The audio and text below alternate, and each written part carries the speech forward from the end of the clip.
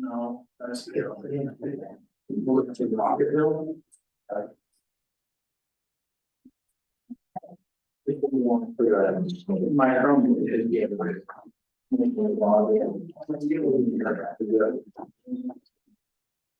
That would be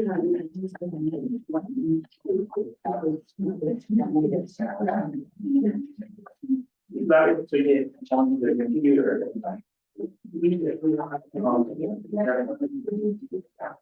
Okay.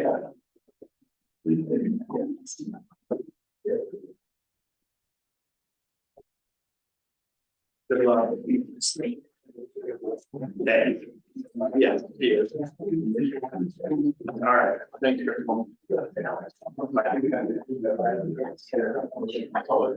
Our school's struggling with technology. Her key fob quit working and that's longer or she's pregnant, the key, the alarm goes off. How did you get started? I don't know, some of them don't. Crazy. Anyway, she'll be here in a little bit. So, it is December 13th, 2023. Planning and zoning meeting. It's now 6:03. Call to order. President Marshall and Ken Peterson, Cameron Stone, Ronald Duke, and Wyatt Lee. So we have everyone here today. Any declaration of conflict of interest on today's agenda? Wyatt? No. Bronwyn? Cameron? No. Ken? No. And Sean? No. Review and approval of the minutes from November 8th meeting 2023.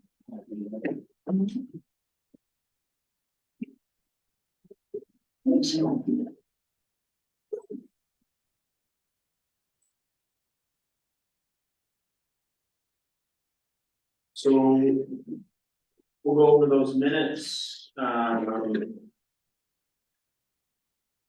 Anybody have any problems with the minutes? Any changes from last meeting?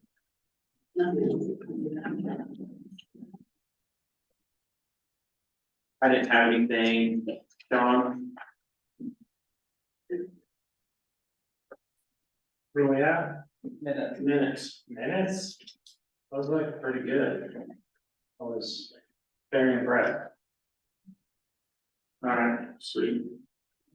I'll take a motion on the approval of the draft minutes. Make a motion that we approve draft minutes for the November meeting.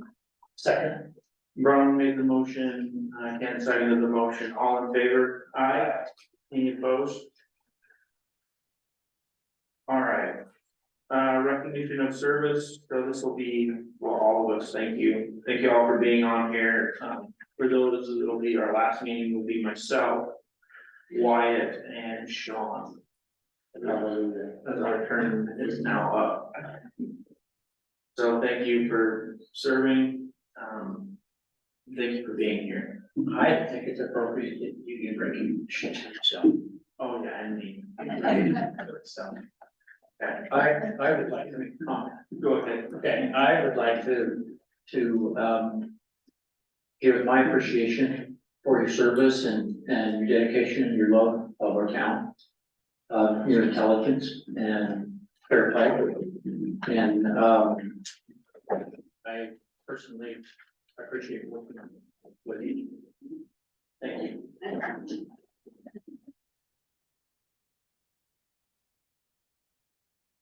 Thank you, everyone.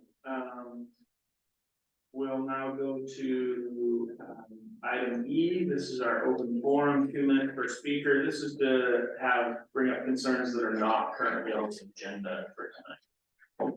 So 2 minutes per speaker. Can you wait a second first? I'm late to the game. My car wouldn't start. Everyone. Well, it's not my car wouldn't start, it's just my keys wouldn't let me in. So it's still up at my parents' house. No? Huh? I didn't run. Promise. Okay, You can run fast. not out of breath. Just, it is downhill. It's only like 4 classes down. It'll be good fast. though, too. If you're really going to follow Peter, follow. Okay, Cameron, Sean, and White, I wanna first, off saying a quick little saying to you guys.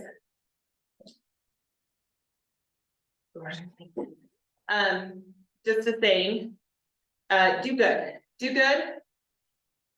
As I'm out of breath, do all the good you can, by all the means you can. In all the ways you can, at all the times you can, to all the people you can, as long as you can. We want to thank you for your time and energy spent on the Planning and Zoning Commission. You have made an impact on this town. From the long nights, to the ordinance writing, to the meeting those deadlines with the clerk. It has now come to an end, and we want to thank you for your time and all that you've done, and you will be missed, okay? So I have a small little something from the town.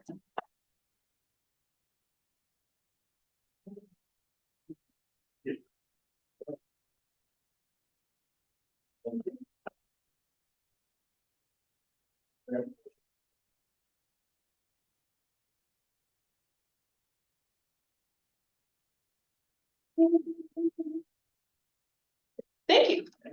Thank you.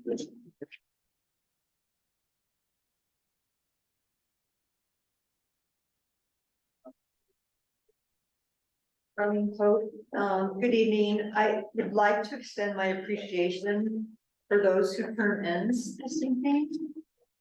This body places many demands on the persons who serve on it, and that service needs to be acknowledged. I have had the opportunity to address this board many times, and I really appreciate the board's willingness to listen respectfully. Thank you. Thank you, Darlene, I appreciate that. Anyone else on the open forum?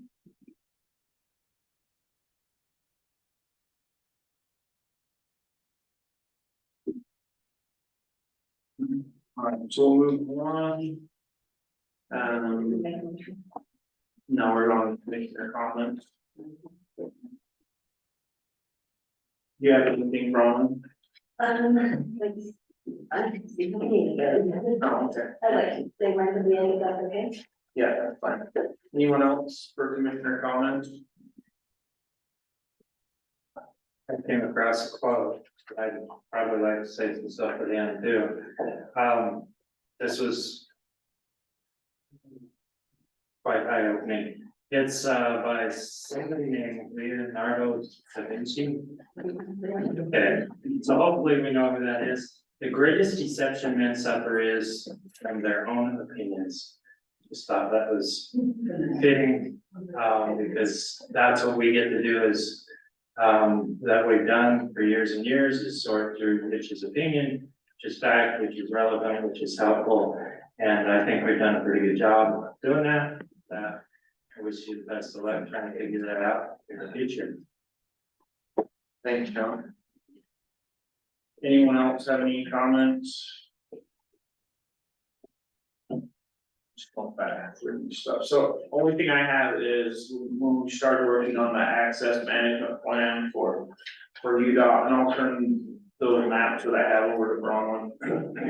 But you guys continue that. It's been a while since we worked on it, but that might be something that'll be coming back up to you guys, so I'll try to find the other one. There should be one more and I couldn't find it. So I'll try to find that for you, Ron, I'm sorry. Alright, so we'll move on to public hearing. I'll take a motion. I'd like to make a motion to close the public meeting and for the public hearing. Ron makes the motion, do I have a second? Second. Sean seconded the motion, all in favor? Aye. Any opposed? Alright, so now we're gonna go into our public hearing. So we're gonna start with Item number, A1, which is, zone change consideration for B-2-1-21-2342 from rural residential to commercial. The property is located approximately directly east of 686 West SR. That next Casey. Yeah. Right next to Casey, there is. What? If you have a map.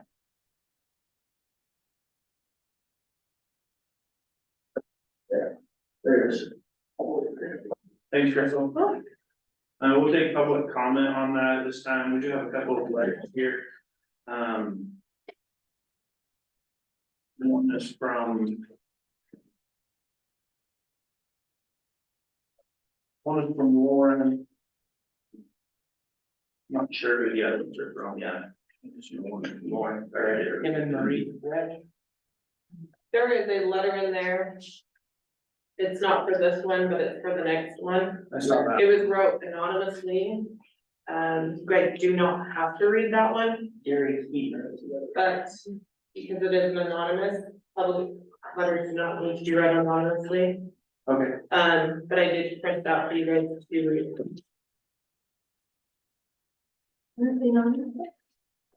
I think we'll. But the top says it was submitted anonymously.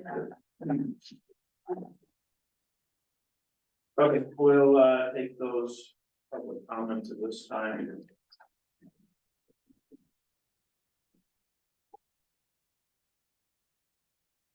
Hi, guys. My name is Michelle Kellen, and I'm an owner of the property in question here. I do wanna, before I begin, I also wanna outline the property. If you're looking at that picture on the right-hand side, has a large gulch in it and is really hilly. And yes, it's included in eligibility, but I'm not seeing anybody develop that anytime soon. And to the left of it is Casey Shivers, which I've had multiple conversations with. And so anyway, I just wanted to let you guys know on that side where we're at. So anyway, I'm presenting a proposal to rezone the residential property into a vibrant, community-centered commercial area. What does that mean? What does that look like? It could look like anything. I turned in something that was purely conceptual, based on an idea that I have, and I just want to go over what that conceptual thing looked like, and then I'll finish up. My rendering was including a food truck court as a centerpiece, designed for social interaction, dining and entertainment, a space for local food trucks, retail vendors, passionate food entrepreneurs, any small business that would be interested would have a safe space to go, with outdoor gaming areas for shared moments. A small stage was put into my rendering, but that was intentional to foster like local talent and little events, not like large scale concert things like that. And I did put in my proposal an enclosed pub, just so that I could physically show if I wanted to in future renderings to the DABC that anywhere there was a restaurant that had alcohol would be included in an enclosed area for safety, and that is just the rule for that dining experience. I just want to acknowledge that there is concerns about all of this, and I also want to acknowledge that today we're not addressing any of those concerns, because until this step is finished, we can't have a landscape architect. We can't have conversations with UDOT. We can't have conversations about fire safety. We can't have an engineer doing product or property sourcing and get all of those numbers for you. So those kinds of things are impossible until this step is crossed. And so those questions can't fully be answered by me or anybody else, but I understand what the concerns are and I hear the concerns. And I have to just say, my concern for the town is building something for community, not being a nuisance, not being overly bright, not being overly loud, but being something that you could send your kids to. You feel safe in your own environment and make sure that it's just something different. We don't have anything like this in this area.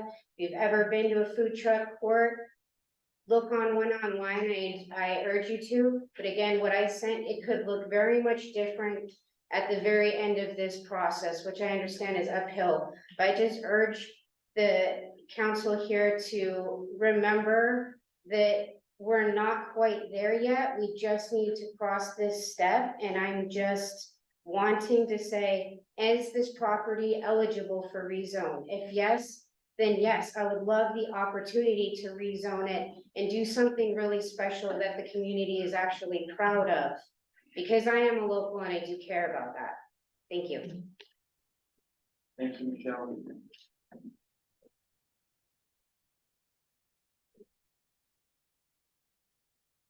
Good evening. My name is Lauren Campbell. I'm a Virgin resident, and I'd like to read the statement I sent to the commission today.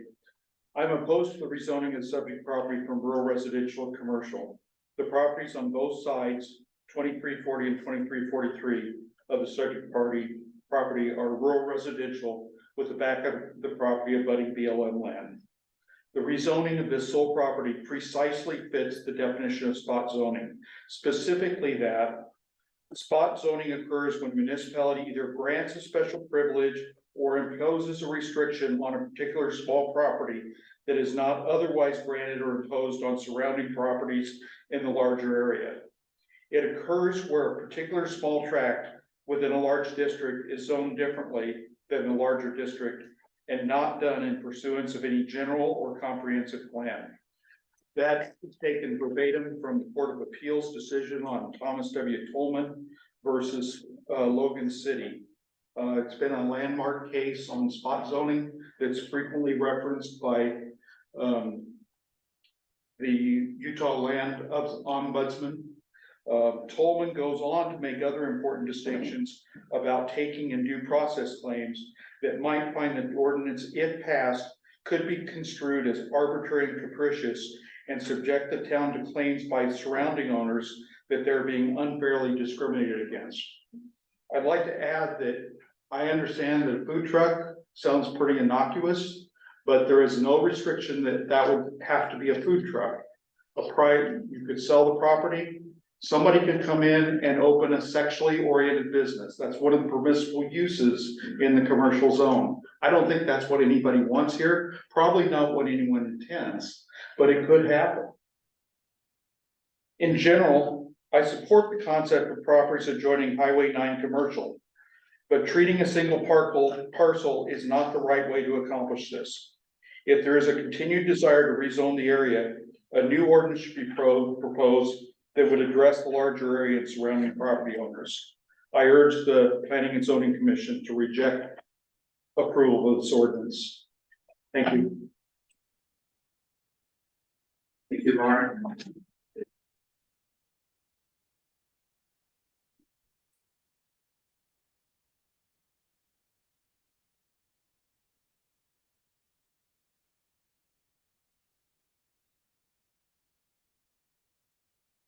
April McKeon, Virgin Town resident. I'd just like to say that I agree with Lauren, and instead of going over all those points again, I'll just make it a note that I agree with everything he said. Thank you. I'd also like to bring up that on the Utah Public website, there was an attachment. There was page 4 on the information page, and it is a request for Virgin Town Council action.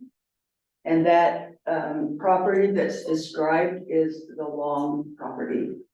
And it is not associated with this application, or I don't know why it's on there, but it was with the zone change information.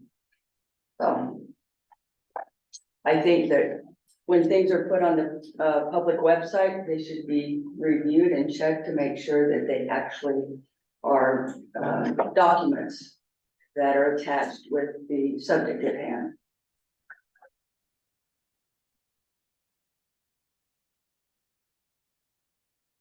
The second thing I'd like to talk about on this project is the access to the property. According to UDOT, SR9 Virgin Solution Development Study for this particular area, that is considered access category 2, which specifies 1,000 feet between driveways and intersections. UDOT actually denotes the Chivers entrance as an intersection in this study, not a driveway, when evaluating the spacing, but it doesn't matter if it was a driveway or an intersection, the distance is the same. The distance from the existing intersection on Chivers parcel 2340 is 550 feet to the east end of this parcel 2243. 2343. So that would not fit in with the UDOT design standards, and so an entrance off of SR9 would not be allowed according to what UDOT standards are. So knowing that there is no clear access to this property, why would the planning and zoning entertain or even accept this change? That's not planning, that's just zoning. And we need more planning before we start changing zoning. The other comment is the transient nature of this business. According to Utah code, food trucks are a mobile business. The very nature of a mobile business is that it's transient, especially with the idea of using porta potties for sanitation. I mean, how much more transient can you get? We don't have a definition or ordinances regarding food trucks or mobile businesses. So, and what if the plan, what happens to this property if the egress is not possible or too expensive? Like Lauren said, will the owner sell off the property? Said any of the following permitted use business uses be allowed? And there's a list of 16 permitted uses on a commercial property. I'm not gonna read them all, people can look them up, but those are my concerns about this particular zone change. And I would think that the council would look at that and take that into consideration and not approve this zone change. Thank you.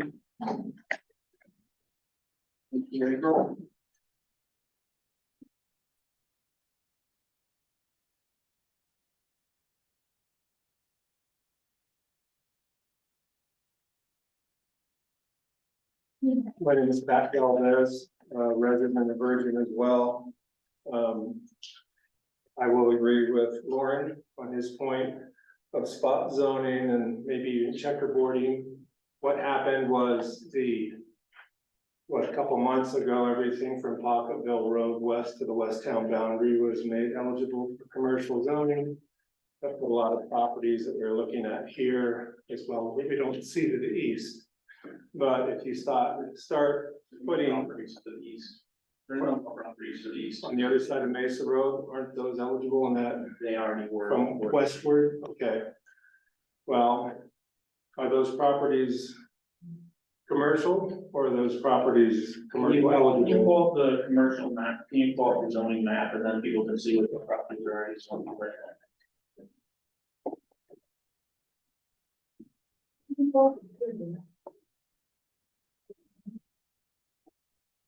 Okay, so Mesa Road intersection, right? There you go, it says red, it's commercial. Okay. So, thank you. So there's commercial properties that are not developed in this town. And that area that you're looking at, the downtown, if we had a larger downtown in Virgin. And then there's whatever it's called on the east side of town, highway resort zone. I know there's signs out there that say commercial lots available right opposite the Zion RV park. Whether it's a correct sign or incorrect sign, I don't know. But those properties are where things have been planned for decades to have commercial businesses. Why expanding westward and bumping into more residential areas? I think we all accept you have a downtown, you have businesses downtown, there's residences downtown. And the east side of town is where highway resort zone issues should be developed. So it's changed a lot. So anyhow, I'm not in favor of this, moving in towards residential areas. I agree with April on the UDOT access. Traffic coming in with the Sheep Ridge Road intersection, the Desert Garden Estates entrance has been allowed. It's got good turn lanes, it's safer, but it's not perfectly safe. I concerned over access to this proposed commercial zone of this property. I'm also just want to make sure that the property owners, and I don't know if that was done, there's people across Highway 9 that are within 115 feet of this commercial zone proposition, if they have all been duly directly notified about this potential zone change meeting. Because there's at least 3 residences there and a couple of the properties, and if you include the Shivers, then that's 4 residences. Very, very close to a potential business in there. Finally, any kind of commercial business around residences brings up concerns of noise, lighting, congestion, traffic, and we don't know what UDOT will ever do for us about slowing their speed limit down, but it's just a hazard out there on that west side of town coming in and out of any kind of an intersection right now. So, thank you very much. I'm against this. I don't think it should be approved. Thank you, Pat.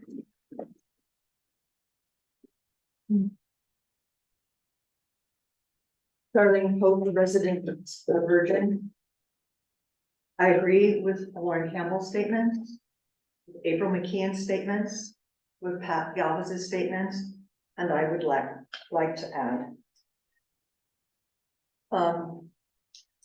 40 feet, football field, 40 yards, right? That's not very far away to potentially have live music at night. I've had several neighbors come up to me who abut Highway 9, 3 to be specific, and say they would need to move if this goes in. Neighborhoods matter. We need responsible growth. It was mentioned that you can't talk to UDOT unless this step goes. But I know that UDOT has been reached out to. That was mentioned in a previous meeting in this building.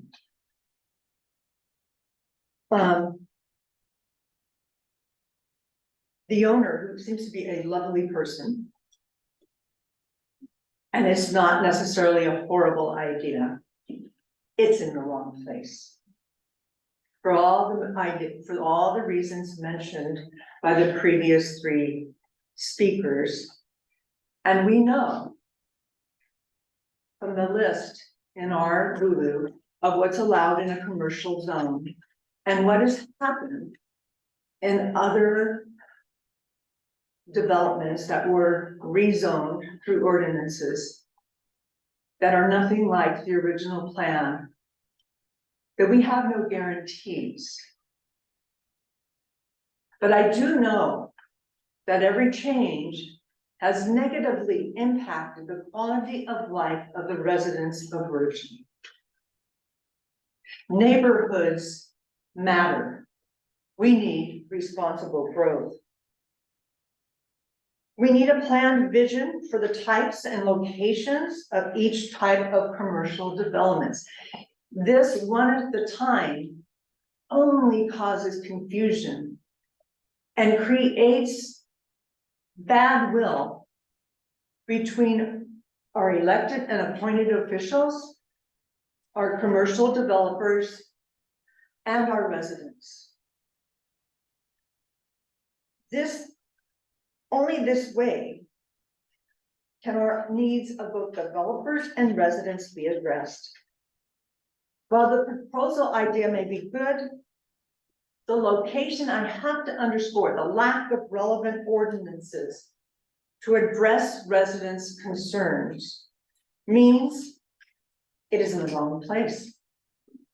It seems a location nearer to visitor lodging would be a better fit. I just plead with you to not approve this at this time. I'm not saying never. I think we have a right to know more before we make this change. Let's grow responsibly because neighborhoods matter and we deserve Thanks, Ernie.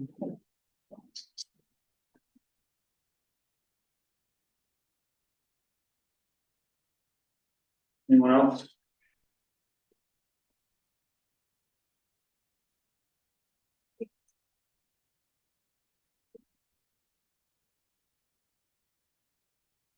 Hi, my name is David Tate. I'm a resident of Bergen, live in Desert Garden Estates. Straight across the street, just across the smaller street, 50 West. So I didn't quite fit into the 115 feet, but more like 170 feet. From where we would have further. Well, first of all, I just want to back up and say, I agree with everything that's been said, and when we moved here many years ago, now it's been over 12 years ago, and had a home built here. None of the glamping, none of these things existed.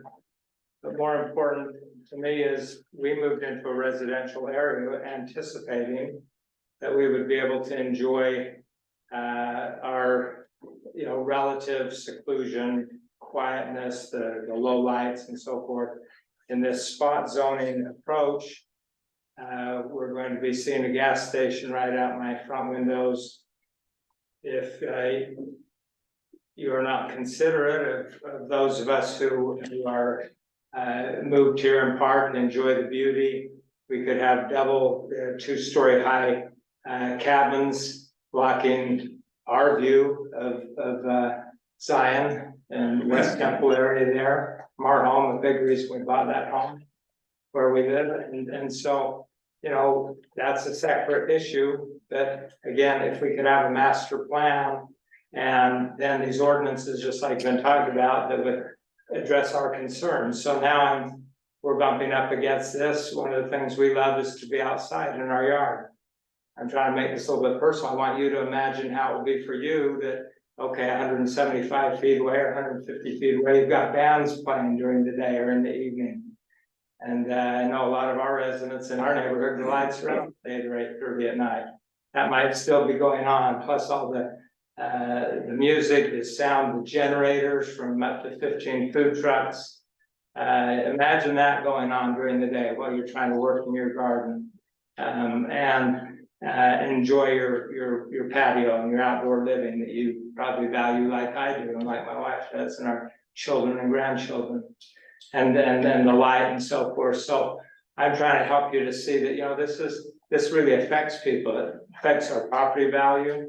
To have something of this nature or any nature, it could be a lot worse than a food truck court, but the possibilities of this are uncontrolled, just like Michelle said. It could look like anything, to quote her. Yeah, that's rather scary, And so why would we want to, she said she can't have these conversations. These are conversations that she should have had in her own mind before she ever bought the property. Okay, that she should have thought through these things rather than hoping that it would be rezoned. With all due respect to her, seems like a lovely person. She didn't think this through apparently, or she assumed that she could get all of you to go along with this spot zoning idea without considering how it might affect all of us, because we don't want that. I know my neighbor Gary Keener, who's straight across from me and wrote to a letter, certainly doesn't want that. I know the Petersons who live next to him don't want that. All the people I've talked with, none of us want this there. Another place could be fine, Mike Darling's saying.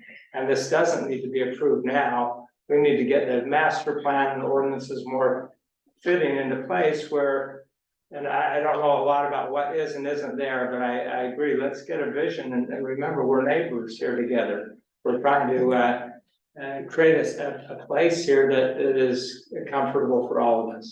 So thank you for considering what I'm sharing, and I obviously oppose this decision. Thank you. Thank you, David.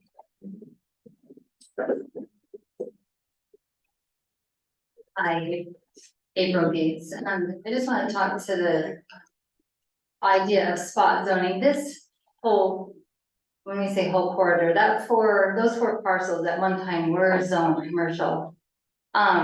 And it was due to a spot zone that they were then taken out of commercial due to people not wanting commercial in their backyard. So the commercial was there and then was taken away. And the property owners at the time didn't mind. But it's not that there wasn't a precedent for that.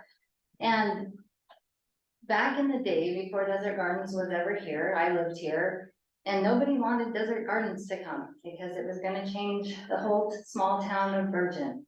And I remember people standing up here and not wanting anyone else to move in because they wanted a small town and they wanted this feel that Virgin had, and they didn't want to become another Springdale. But people stood up and said, you know, property rights in Utah are important. And if you own the property, then you should have the right to do what you want with your property. And if you want to have the say on what should happen on the property, then you need to own the property. So they've already decided what the people of Desert Gardens, that's the reason that it went from commercial to residential. When the town ordinance says that the things along SR 9 should be, or 59 should be commercial, it's a commercial corridor, people are going 55 miles an hour past it, it's not a great place to have a residence. People shouldn't build homes on that freeway. People who have homes on that freeway are in danger. The better use for this is a commercial use.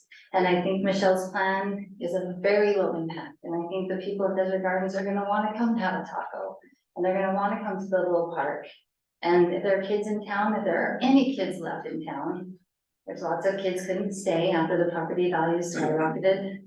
My kids are in that group. They could have after school jobs. And there might be a place for people to gather, and there might be a place to have town activities. And it is a low impact commercial use. So the shut the gate behind me mentality, if everyone had, and nobody in Hurricane wanted a Taco Bell in their backyard either, but there it is, and I'm sure people in this room go to Taco Bell in Hurricane, and all the old Hurricane people that are mad at that they came. Growth is coming, and when someone proposes a nice, low impact, really conducive thing to this town where people need to eat. The glampers are already here. The trailers are here. They need to have somewhere to go. I just don't think it's that hard. This was commercial at one point. The spot zoning is that it was taken away. Thanks, April.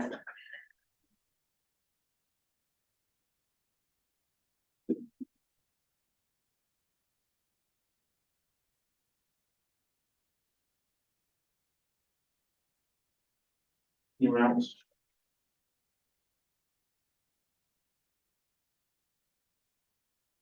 All right, so, Warren read his letter, we have two other letters here. One is from Marie and Tim, Fred, you can read through that. Let's say that they agree with Darlene in opposing it. And then the second one is from, Gary Keener, he also opposes the development. Did you guys get a chance to read through those two new letters? By chance, or do we need to read them now?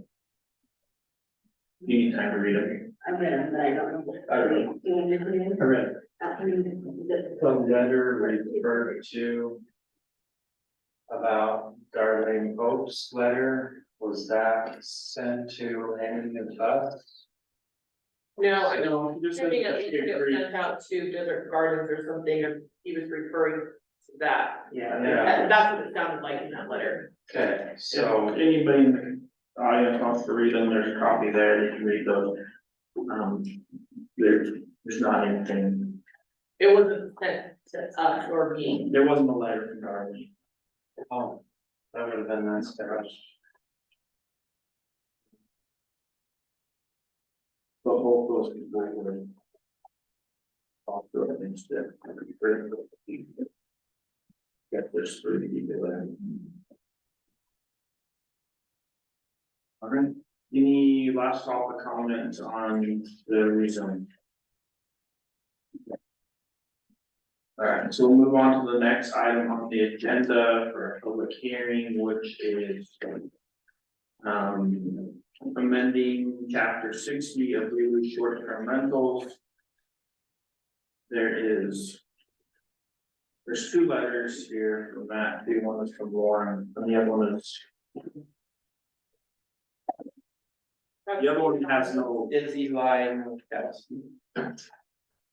No, that's on their behalf of who it is, Yeah, that's who's the property owner, but the it's anonymous. anonymous at the top. Yeah, it's just an email address.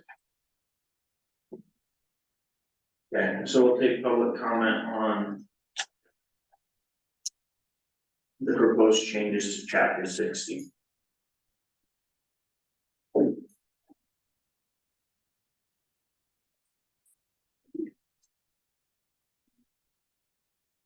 Good evening, Joe Martinez, I'm a resident here of the town of Virgin. What does residential setting mean to you? How important is protecting the residents' quality of life? This proposed ordinance should preserve the residential character of our town's rural residential neighborhood. The average household in Utah is 2.99 persons, and the national average is at 2.54. Which is in line with our residential neighborhood. Allowing STRs with 25 and up to 40 occupants adjacent to our residential setting will not only destroy a residential setting, but our quality of life.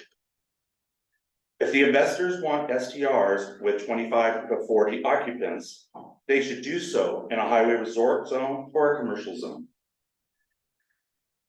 This proposal ordinance reads like it's meant to appease a handful of people and not protect the residents in this town. This proposed ordinance does not do enough to provide rapid, effective relief for our neighborhoods, for the neighborhood disturbances and other violations. Nor does it do enough to protect the neighborhood's character and the residential livability. Finally, I urge you to adopt the language that is posted on the Washington County STR rules on events. Events, a residential dwelling with a short-term rental license and its lot or parcel should not be used by the STR guests for events. It is the intent of this section to strictly limit the use of short-term lodging and not to host events. Such events would change the nature of the residential setting. I urge you to reject this proposal ordinance and keep working on it. Thank you very much. Merry Christmas and prosperous New Year. Thank you, Joe.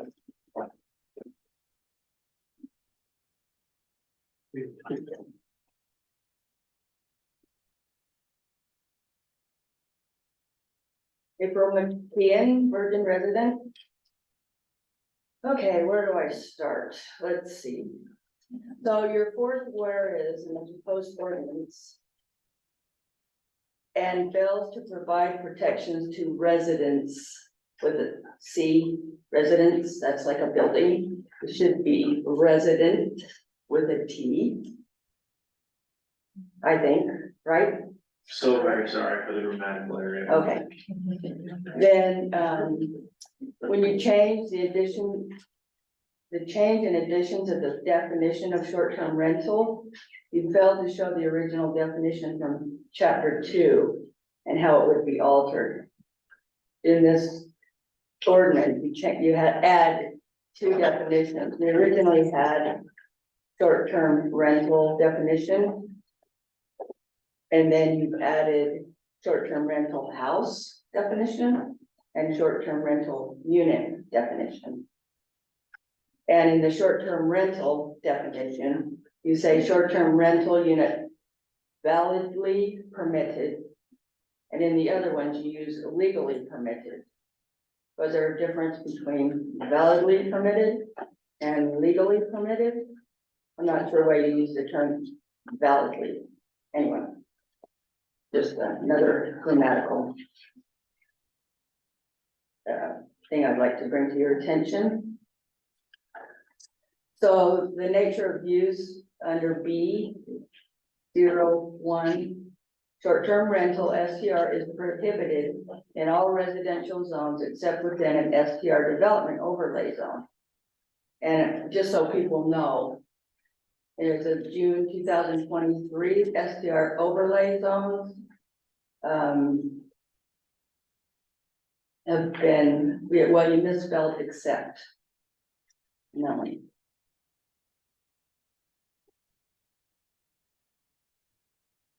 So then we move on to section F. Standards and requirements for short-term rentals.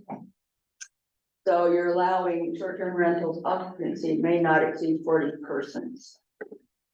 So just for reference, in our definitions of a boarding house and a lodging house, those are limited to 15 people. So also the average size of a residential house in Utah, I found it was like 3.5. Joe just said it was 2.9. But so this occupancy of 40 persons is 1,042% greater than that of an average household. So I have a question about like, how many water hookups would that be? Would it just be one water hookup for that size of a building that has 40 allowed resident people staying there?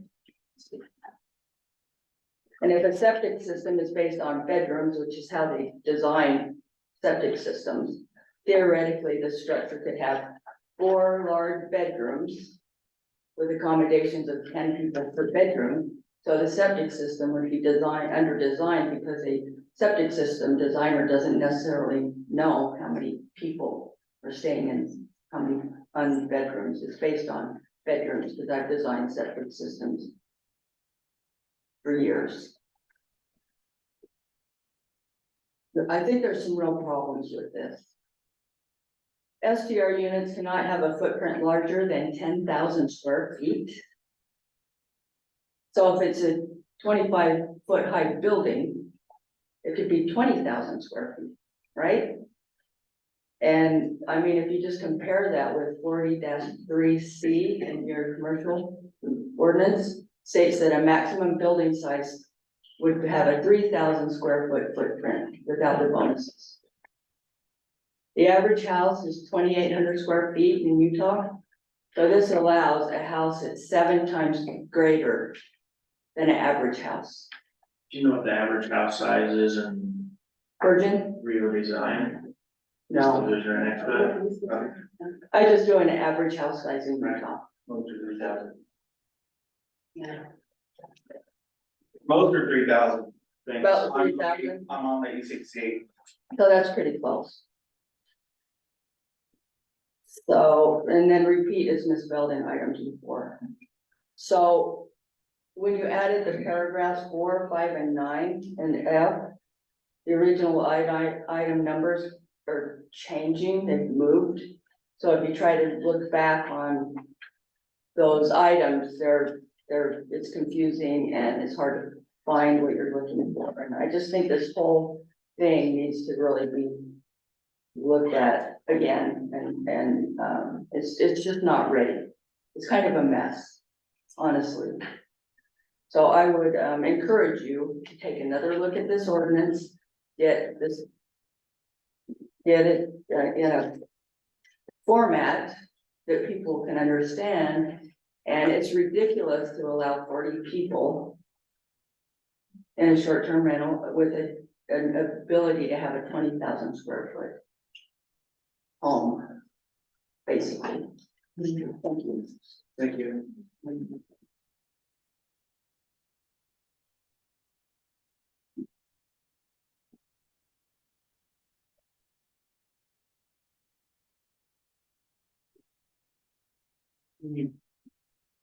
Joe, do you know what the largest house in Rio Design is? How big that is? I think that's Kimball's, and I think it's under 5. It's 5. Thank you. My name is, All right. my name is Lauren Campbell, and I'm a Virgin resident. Other towns and cities in Washington County have already realized the threat to communities posed by short-term rentals and are way ahead of Virgin on enacting reasonable controls. There is no doubt that the flurry of ordinances and controls surrounding us mandates the urgency of a revised ordinance, but rushing it with the wrong language would only add to the problem, not solve it. I sent separately the proposed ordinance with my detailed comments separately. Here are some of the deficiencies I would like to point out tonight. The disclosure about how problems are addressed should also include reporting the issue directly to law enforcement. The most common problems I expect to encounter will be during the rental period, often on weekends and night, and will involve complaints at a moment in time. For example, if there's a parking, noise, or lighting violation, it needs to be reported when it's occurring to attempt to get it to stop, not on Monday when the town reopens. 2, initial permits should include a 6-month probationary period where the town has the right to revoke any violation similar to what Hurricane just adopted. 3 and 4, many municipalities specify that short-term rentals are for lodging purposes, not events. They also stress the importance of retaining the character of the neighborhood. For rural residential, that is, to provide areas for neighborhoods of a rural character for small farms, hobby farms, and large lot residential use. That's BUBU 3402. I'll repeat what Joe said about the average household occupancy is 2.99 persons per household. A very large household might have 10 to 12 people. It appears that this ordinance is being drafted to accommodate a limited few individuals rather than serving the interests of our town's residents and voters. Allowing more than a dozen people to occupy a home in any residential neighborhood will change the character of the neighborhood dramatically. If an owner wants a high occupancy short-term rental, they should be located in the HRZ or commercial zone where hotels and other commercial enterprises are located. 6, there are no noise restrictions in BUBU at present, so it is impossible to determine when a violation has occurred or what the penalty or remedy is for it. These must be in place before an ordinance is adopted. Decibel meters should be installed at STRs, and they should be required to automatically send a violation notice to the property manager immediately. Records of the decibel readings must be available to the town for their assistance in investigating violations. When an automatic violation notice is sent to the owner or property manager, that should trigger the 2-hour complaint window in which they must respond. 7, there should be a notice posted on the property visible to law enforcement that shows the occupancy limit and number of vehicles allowed. Only with this easy reference can citations be made by law enforcement for violations. 8, there should also be guidance about how oversized vehicles on the property should be counted for parking. i.e., if the allowed parking is for 6 vehicles, that is for 6 passenger vehicles, not 6 RVs with trailers. 9, I do not believe that the town has enforced any rules on lighting because the current ordinance has been determined by the zoning administrator to be unenforceable. An updated enforceable ordinance should be adopted before this ordinance.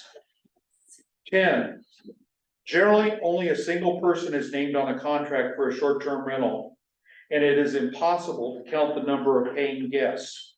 This would be unenforceable. 12, the permit should only be issued after the property is inspected by the town and found to be in compliance with the standards established. 13, requiring a written complaint from a neighbor to the town will not resolve complaints when they occur. Reporting to the property manager and or sheriff is the best way to handle complaints. Property managers should be responsible to report to the town in writing all complaints and how they resolve them within 2 business days. 14, who adjudicates the complaints? It is unclear if each complaint must be repeated, but there is no guidance on what that means. If a noise violation occurs on Friday at 6 p.m. and it occurs again at 10 p.m., that should be 2 complaints because obviously the first complaint did not resolve that action within the 2-hour window. And 16, it should be clearly defined with what the penalty is for an owner operating a short-term rental without a valid permit. including that the owner be barred from having a permit approved at a later date for that property. An updated ordinance is necessary and should be adopted as soon as possible, but this draft is not ready for adoption. It is completely lacking any enforcement rules or penalties, which must be a part of any ordinance to make it enforceable. I urge you to place protection of Virgin's residents' rights ahead of the economic interests of developers and businesses and reject recommendation of this ordinance language. Thank you. Thank you, Lauren.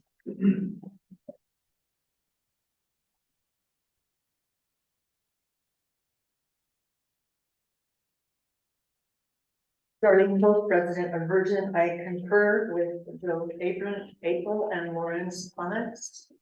And I won't be redundant. I have one thing to add, G4.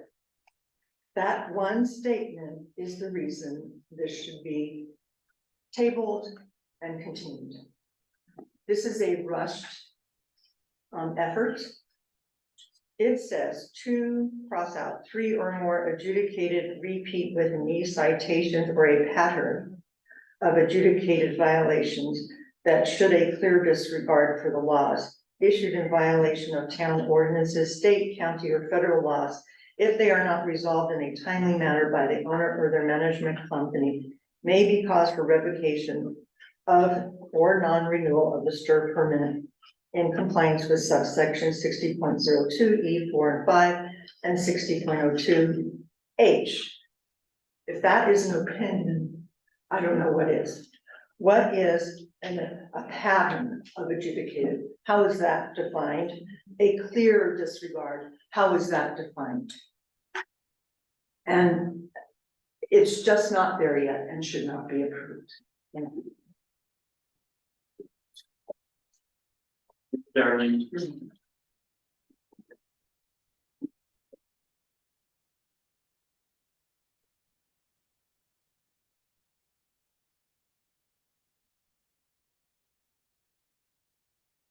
My name is Pat Galvez, Virgin resident. I wish I was as sharp about this whole STR issue. I know this ordinance is, and the amendments are years of battling, and it's a tough one. But I do agree, I don't think it's ready to make any actions at this time. I think it should be tabled. And it doesn't give us a very good take on this information to citizens when it has changes, but it doesn't say why are these changes happening. I read through all the whereas at the start of the ordinance, and nothing says why are we making these changes to these issues. It'd be nice if we had something to say why is this being changed, and I kind of think if you're trying to make it better, but it's not complete yet. It still requires some more work, and it doesn't make a good professional impression on us when we find spelling errors and things of that nature. And I know I would drive myself crazy and probably go jump off the cliff into the river if I had to do this. But it's got to be right for the citizens to come forward and then to try to convince you to table it and not pass it at this time. Thank you. Thanks, Pat.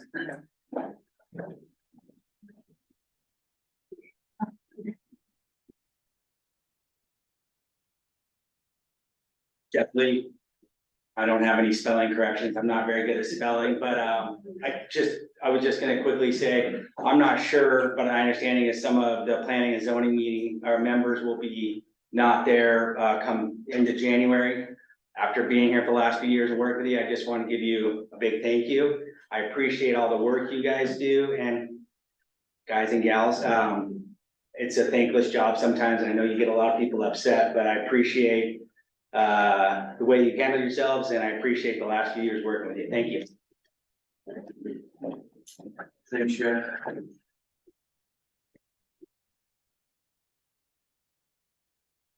Hi, my name is Alina Taylor. So, I have the home that's being built in Observation Estates, and, I heard a lot from people tonight, about how valuable, this town is and how beautiful it is, and I completely agree. It's gorgeous. And when I was looking at developing a short-term rental, I had a very strong vision of what I wanted. And part of that, was not only to create a beautiful place for people to gather and families to gather and, you know, groups. But I wanted it to also be something that adds to the community. And, as I've been, you know, designing, I mean, I spend hours every single day, you know, trying to go through everything, all of the design details of this home and the experience. And I also want to make it known that I care about the town as well and all of the residents. And as we're going to be implementing different things, a lot of them, which have not been required of the town, are going to be implemented. And I'm addressing the gentleman in the back, you know, decibel meters, right? Off-street parking, we're dedicating about, gosh, a third of our yard, our backyard, just to off-street parking. So it's not in anyone's way or blocking anyone's views at all. We made the home 1 story high from the street level, so it does not block anyone's views. We are going to make sure that we comply with absolutely everything, and we don't want for this to be a nuisance to anyone. So things like having an on-site property manager that's here local, so that if a complaint comes in, that it gets resolved very quickly. We don't want it to be a party house. We want it to be a home for family reunions, for people to get together. And as far as like septic goes, absolutely, we've designed with the number of capacity of people in mind, right? We don't want the septic system to break and have issues with that we have to repair in the future. So I just want to provide some assurance that that and everything else, right? Every little detail, like I mentioned, I've been thinking about and making sure that it's perfect. And also I want to mention that when I purchased this lot, we've been talking a lot about zoning and you know, with the restaurant zoning and changing zoning. When I purchased the lot, I called the town and it was verified to me that it was short-term rental approved, right? I would not have invested $500,000 on a lot if I didn't know for certain that it was already approved to be a short-term rental. And also, just for everyone to be aware, the town of Virgin has had in Hulu for, gosh, a decade, or we've had a rule here, from my understanding, that any lots that are 5 acres or more can apply for short-term rentals. And that's what the developer did with our rentals. And that's what I have seen in the code in the past, is that 5 acres and up in specific areas. And that's how Observation Estates, and I believe some of these other places were developed. They were actually already planned that way a long time ago. So this is not brand new. And we complied with every single CCNR when we submitted our plans, which is why they got approved. So I just wanted to express, you know, first of all, my gratitude for everyone here on this council. I know it's changing, but also just know that we're trying to create a really great experience for residents as well as our guests. And we're not intending to disturb anyone. And if we do, it's something that we'll definitely fix very quickly, because we want to be able to continue to get those permits. Right? We don't want it to be a one and done. This needs to be something that is, you know, a viable solution and investment for not just for me, but, you know, for everyone here that is going to be, you know, hosting these guests. And we want it to be a really good experience for everyone. So with that, thank you for your, yes. Your first name again? Alina. Thank you. Yes, thank you so much. Thank you, Alina.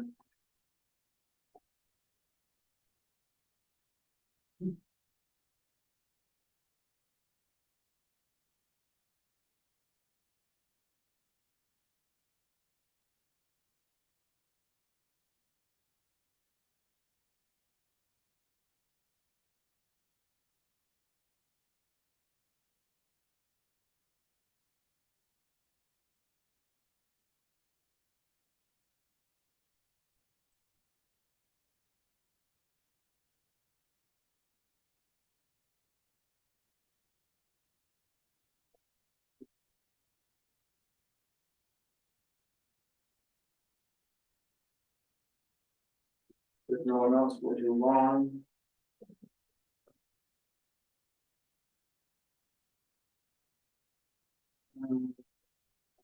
Entertain motion.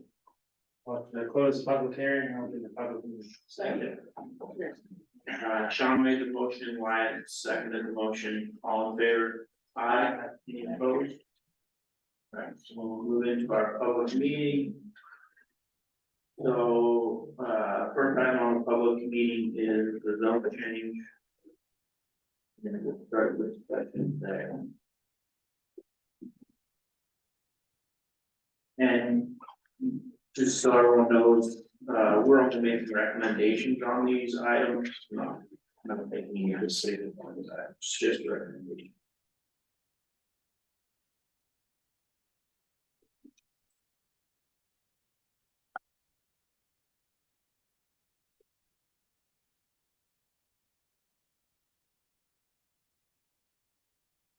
What is wrong? So I'm really torn on this one because, I love the idea. I think it's appropriate for what we already have in town and I think. I think it's, I think it's the kind of developer. That is good for the town because they're invested, so. But I am worried about the location. I was worried it's the right thing in the wrong place. And so I'm really torn.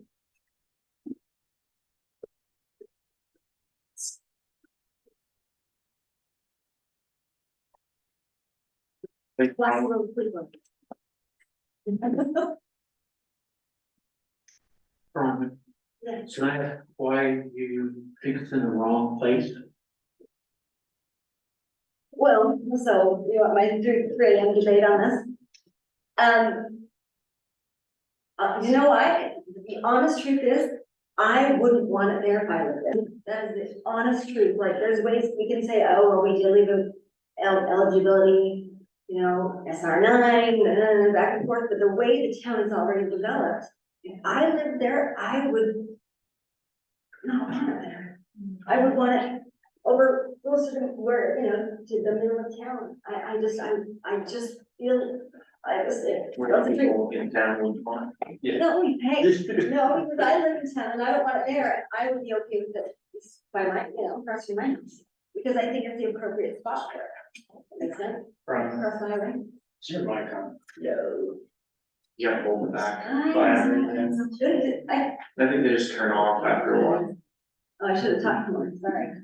Okay, is that better? Yeah, thank you. All right, so, yeah, so ask me again. So yeah, the bottom line is I would have a really hard time saying that I wouldn't want it there. I wouldn't want it there. I just feel like, I know that technically, you know, SR9 is, I don't know, I'm just being honest. That's how I felt about it. I mean, in theory, it could be fine with it, but I'm not, so I'm still struggling. Thanks, Dawn. Dawn, did you have something? Sure, I did. Sure. Anybody else want to go first? I already went first, I already did this thing. Okay, well, if we're going by opinion, then I think, you know, anybody who moved in here to a house older than 20 years should have to move out. And I think that we shouldn't have any development. What on earth are you talking about? Especially along the highway, so we can see all the cars that are driving by. And I think that we should put a stop sign, stoplight at the end of each end of town. And have people drive only about 20 miles an hour. Oh, no, that's too fast. How about 10 miles an hour? Or we can have them just park their car and go there. It's an opinion. I think the real issue here is, are we talking property rights? Or are we talking opinions? There's a lot of good things that were brought up about, can this be a good benefit to the town? But then it still comes down to not just benefits and taking away from the benefits of the town. If we start just listing those things, which I started doing, it's kind of balances itself out, it depends on who you talk to, those are opinions. When it comes down to property rights and a zone change, we need to look at that and say, look. What does the law say about zone change and property rights, from a property rights perspective?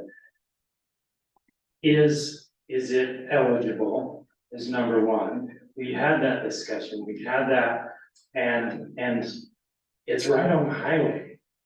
So there's all the traffic, there's all the things that are happening along the highway. Yes, you have desert gardens on that side. But are we talking about putting a property right in the middle of desert gardens? No. So along with that, first I want to address the spot zoning issue. And I appreciate that case law was cited.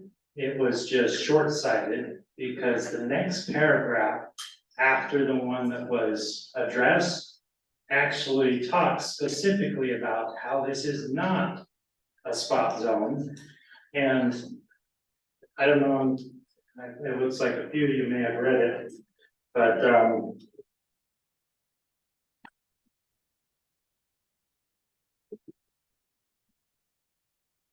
it says, however, spot zoning has not occurred where there are a number of properties in the larger surrounding area holding the same privileges or restrictions as the property subject to a municipality's land use decision. And I could read on and it gives further examples of why this would not be spot zoning.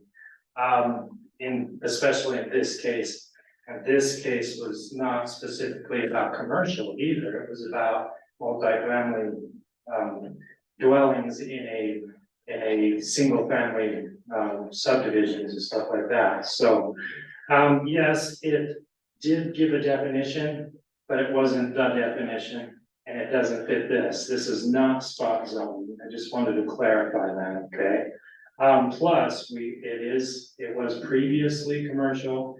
There's commercial there, there's commercial there, there's commercial there. It's split up by what, one lot?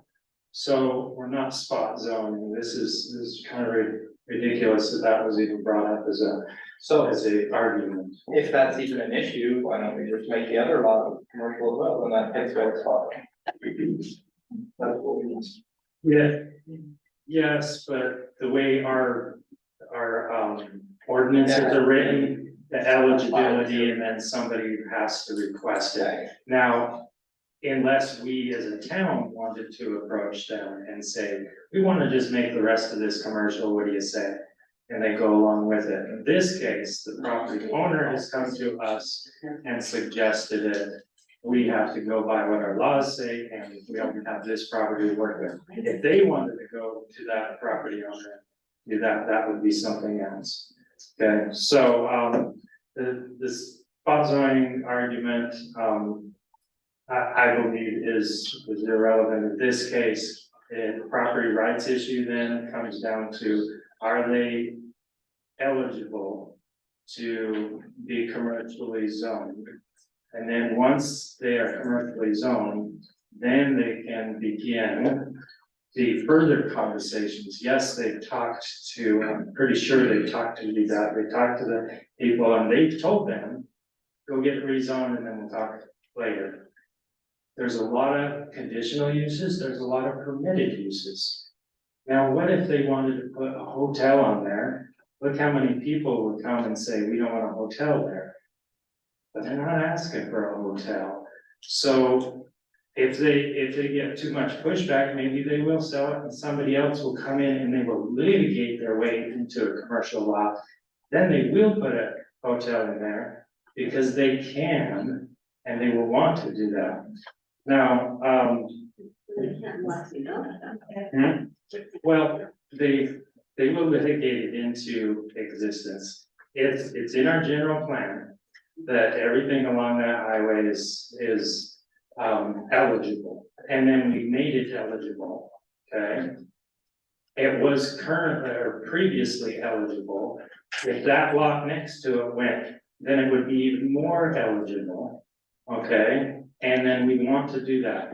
So the thing about location goes back to directly back to opinion. The NIMBYs, not in my backyard, want to have it down here in the middle of town, so all of a sudden it's in my backyard. So what, I don't have a say on that, just because they're on that end of town, they want everything pushed to the other. That argument's been going for the last 20 years. Since Desert Gardens got put in, everybody said, no, we don't want it on this end of town, you take it down there. We have, there's lots of stuff on this end of town. What's wrong with up here? Are they better, more privileged people over there than I am in the middle of town? In the old part of town, now I've been heard it's the rundown part of town. It's just unreasonable to think that couldn't be a potential commercial property.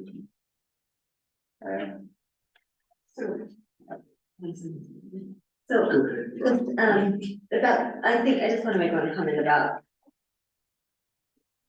So the eligibility issue that we have, one of the shakiest part of our zoning ordinance, one of the worst parts is the eligibility issue. Towns don't do that because it really just causes heartache. It's a problem. And anything else that we build on this eligibility, you know, thing that we have in our zones, anything else we put on top of it, that shaky, you know, foundation is a problem for me. It's really difficult to pile onto bad concepts, and we're not, I guess I wanna make sure we're planning what we're doing in town, and what we're doing right now is just like, it's always a tug of war over what's poorly written on paper, and that's what's happening again tonight, and I'm sad about it. I can't wait until new people get on there, they have to go to training, and then they learn that there's actually rules and regulations and things they must do, especially when they start learning about property rights in Utah, what the state legislature wants them to do. Because this follows that exactly. This is one of those situations where it fits that exactly where we followed the law, they followed the law. They want to do something really nice, but yet we're saying, no, you can't do that because I don't like it. There's the arbitrary portion of it. You asked me why, I gave you why. Oh, no, I'm not talking to you directly, just the whole, generally, the NIMBY concept, not in my backyard, is kind of ridiculous, especially if your backyard is the highway with 5 million visitors going to the park. There's a lot of traffic on that road. And to say that can only be residential, why are we dictating that to a property owner? Thanks, Sean. Ken, you have something? Yeah, I've got so much. But it's really hard. I remember first coming here, I had a problem with, and I've been driving through here for 25 years. Before I moved here. Having a problem sometimes with some, when I take Fort Zion as an example. And I look at Fort Zion now, and it's become kind of an iconic place. It doesn't really interfere with its neighbors much. It's become a place that people recognize. It's on the website. You know, it's hey, what's that? Let's go check that out. And I remember taking our granddaughter over there to feed donkeys and going and getting homemade ice cream. And yeah, it's really weird looking. And as a planner, do I want something like that put up on the entrance area to my town? And so this is really hard because I had COVID last month, so I haven't had a chance to see your renderings and your ideas. And so I love food trucks, but I really don't have any experience about how that fits in. And I really don't know if we have a plan as a town and as a planning and zoning association. To at this point, just jump in and accommodate it. Can I ask you, okay, well, about the plan, because that keeps coming up and saying that there's no plan. What's the no plan that we don't? Well, when I'm done, then you could ask that question. Hold on, Charles. And I think that I'm not totally against this approval. It's eligible to be commercial. We all know that here. It's on a highway. It's in a zone that has commercial basically across the street. Whether people like it going in there or not. There's short-term rentals going up and, by the way, they shouldn't be called short-term rentals, they should be called units or something like that. It's commercial. And so I want to have the opportunity as a city and as a planning commission to talk about the idea that the landowner has. And I apologize for not being here last month, but I believe that there's work to be done here before we make a decision to zone it at this time, even though it's eligible. I don't feel comfortable doing that yet. I want to feel comfortable. And some people may say, hey, she's got it, she owns it, it's her property right, we've got the ordinances there, and she'll need to deal with planning and zoning, and the town council wants we go forward with it. And she's got lots to still accomplish before we put our stamp on it. But at this time, I think we've got work to do. Okay, thanks, Ken. So I think that we're getting a little bit off base with this discussion, and I apologize, I should have just started with this.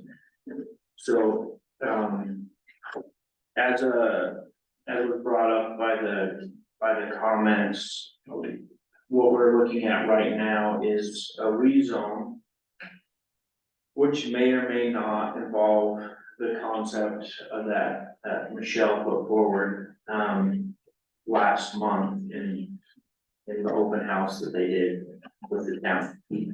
What we need to focus on right now is not the project, not what she's going to do, because it could change over time, or it could be sold and changed when it's sold. So what we need to do when we're looking at the rezoning is look and see if the rezone follows our general plan, to see if it fits within the ordinance, to look at the permitted uses and the conditional uses for the zone that's being proposed, and then make a decision on the rezone. Anything that has to do with the development of the property, it is secondary. First, we have to focus on the rezone. And we need to separate that. I know it's hard, but we need to separate that in our minds from the project. And it's nice to know the project beforehand, but we really should just focus on the rezone aspect of it. And so if you open up chapter 40, which shows the permitted uses, you can see that there are a few, 16, I didn't count them. There's letters A through B of permitted uses within the zone. And then there are letters A through H of conditional uses, which are allowed in the zone. What's that? And the reason why you look at the uses is because. So we are looking at the project. No, not the project, we're looking at the uses of the zone. Not the project. And so That's what the project's going to be. what the project could be. And that's the permitted or conditional uses that are in the zone. Right? No, that's correct. I'm just trying to figure out how you're separating those two things, because what you just said is let's not consider the project, but we have to consider the project. No, I'm saying you have to consider the uses of the zone when you're making the zone change, right? Uses of the zone. Yes, the uses of the zone. Yes, I get that, but I'm just saying, That's completely separate from her proposed use of the zone. oh, you're just talking about. I'm talking about the zone change. No, you're good. So it's something to understand. No, it's not that. And then can I mean 40.02 would kind of answer that. Right, 40.02 is the purpose of the zone. You can continue to read down and see all the restrictions of the zone, but If that's okay, go ahead. that's what we need to consider. We need to separate her ideas and her projects from the zone change, right? And focus on, is this the zone itself? And if it meets our plan. Well, there we go. So that's the problem. It's part of the general plan talks about how it affects the neighbors, So you know. could you please read 40.02, maybe for the Look, public? I'm not as confused as I sounded. I wanted him to tell me how it didn't, how he was considering this. I wanted him to tell me how he was looking at it. I think it would be helpful for the public also to hear 40.02. Then go ahead and read it, Sean. And you don't want to read it? No, I Okay. don't want to read it. That, can I read that, Cameron? Sure. Okay, because if these are basically, if the purpose is this, they are what we're looking to see if this is really what we want. If that could be commercial, it would have to fit our purpose, right?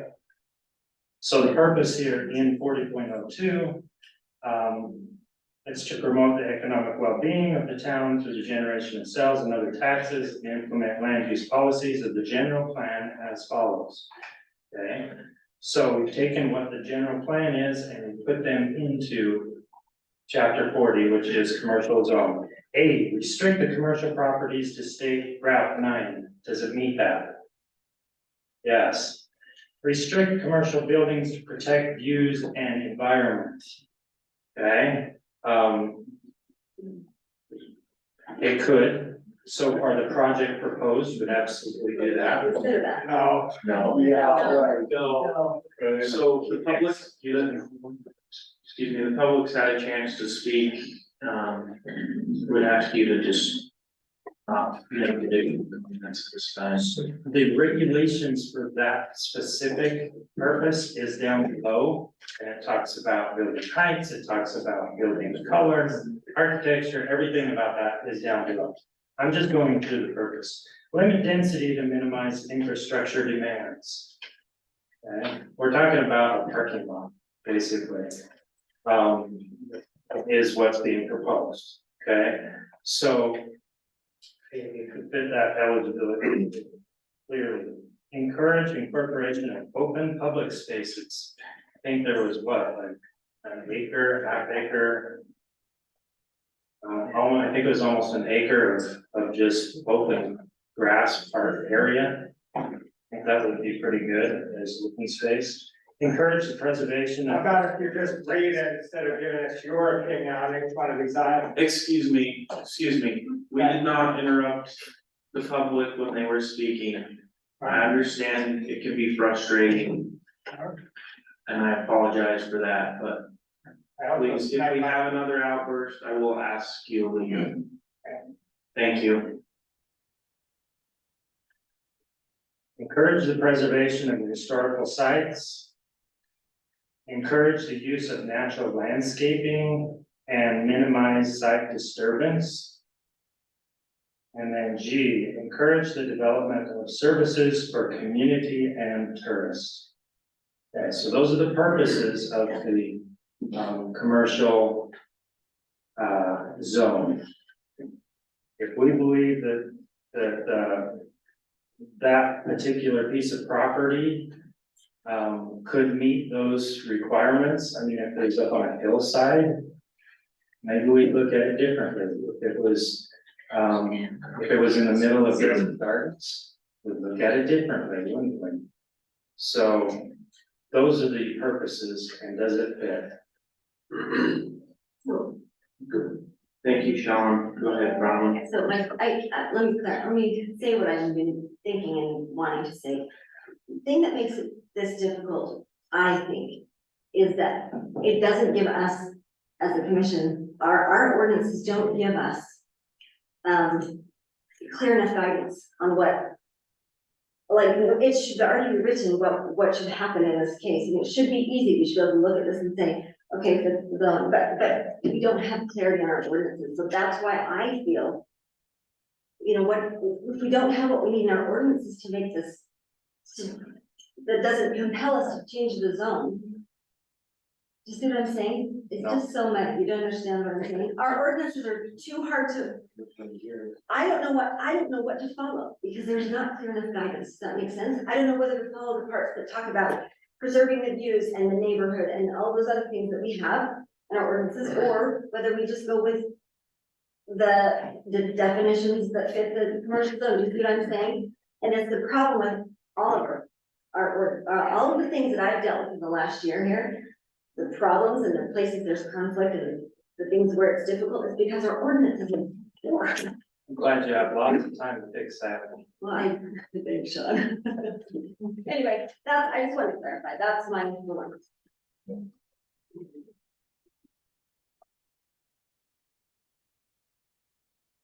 Thank you, Bronwyn. Anyone else have anything?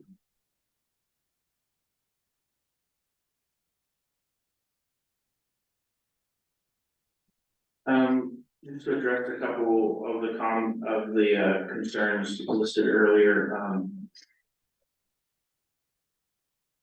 sexually oriented businesses are expressly prohibited within the commercial zone. You can read that in 40.12, prohibited uses. Warren must have misunderstood, Warren has some concerns that those be allowed there, they are not. They are prohibited there.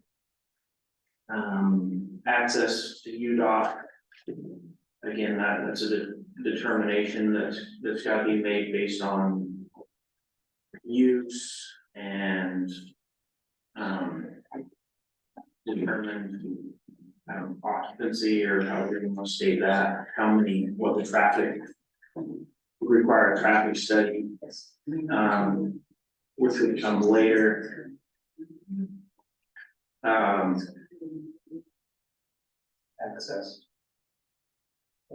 Access to this, that would be determined at some point. I don't know that argument goes both ways. Like you say, you can't allow this because there's not access there. Well, then why not allow it because there's no access, so they can't do it? So you could go either way with that argument. If there really is no access, then it doesn't really matter. Rezone it, and it just can't happen because there's no access. Or whatever, that argument goes both ways. Was mentioned about our noise ordinance in Voodoo. That's because the noise ordinance isn't part of the land use, part of the municipal code, so you'll have to find the noise restrictions and requirements in the municipal code. Although the zone does have quiet hours listed in it, which is after 10.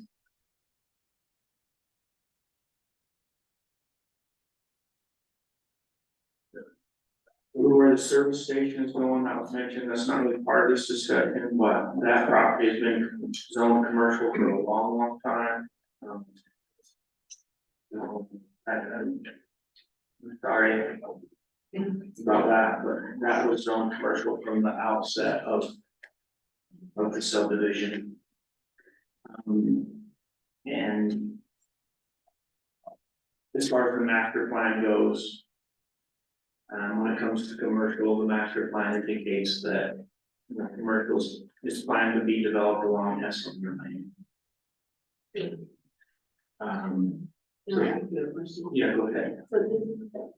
So the precedent for it being commercial before, I looked and I can't find anywhere that's I don't know, relevant, but I just need to know, is there something I'm missing, is there relevant to that, and then where? I think at one time, we're talking a long time ago, it was probably zoned commercial. Probably when the property was originally sold, it was probably zoned commercial, and then that zoning changed, but that's a long time ago. It doesn't help me to know, it has no I don't bearing know, for our decisions at this point, right? Or does it? it doesn't to me, it doesn't to me, I right? just meant in the code. No, it doesn't in the code. So, the uses that are outlined in chapter 40 are considered to be low impact uses. That's why, we have a commercial zone. That's why we don't just have one commercial type of zone. We have two types of commercial zone.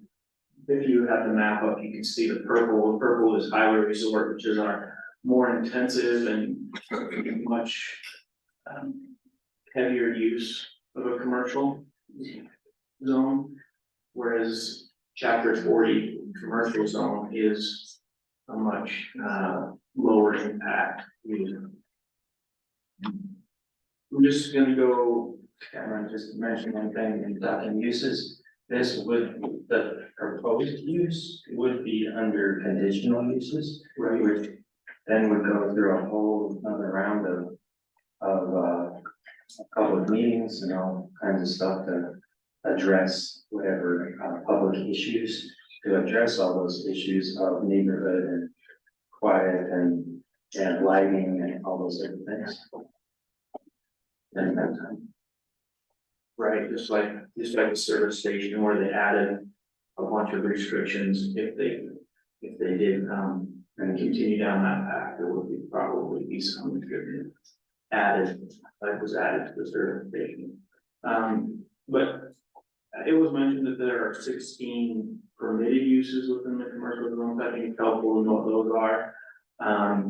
Professional business, office, financial institution, art galleries, museums, studios, to include photography, dance, music, martial arts, yoga, indoor recreation, and silk screening.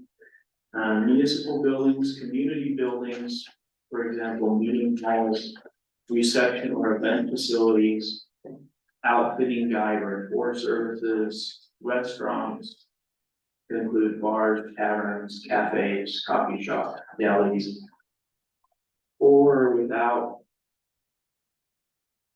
outdoor eating areas. Okay, single family dwelling is a permitted use within the commercial zones, so that's one of the 16. Residential hosting facility, which is permitted in that zone as well. Short-term rentals are permitted within the commercial zone. Healthcare facilities are permitted there. Commercial habitation is permitted there. That's kind of like what Andy does with Fort Zion, where he does it, and churches. So when you take out single family dwelling, residential hosting, commercial habitation, and churches, you're left with 12 uses that are permitted there. And then, like Sean said, the conditional are general or convenience store, trail riding, staging, shuttle stops, motel, hotel, small scale or medium scale, and small scale 30 units, medium scale 100 units, veterinaries, clinics, private schools, automobile service stations, and food trucks are in conditional for that. And then the prohibited uses are family oriented businesses, congregate living facilities, and campgrounds / RV parks are prohibited in that.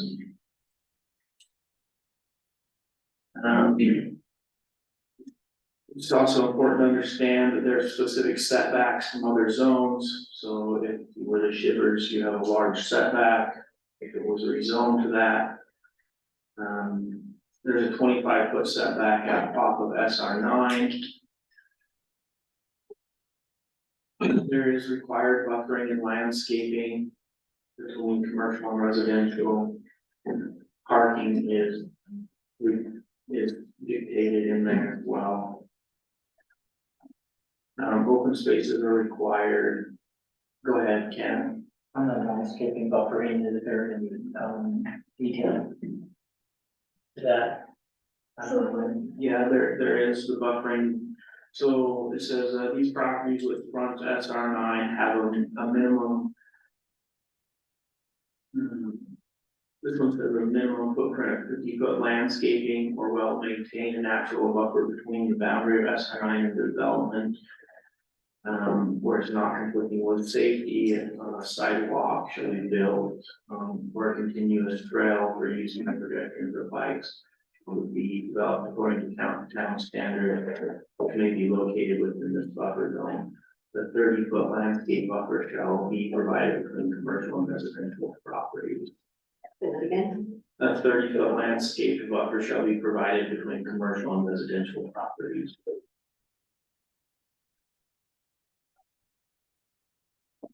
So is any of that lending clarity to you as far as what could be done here?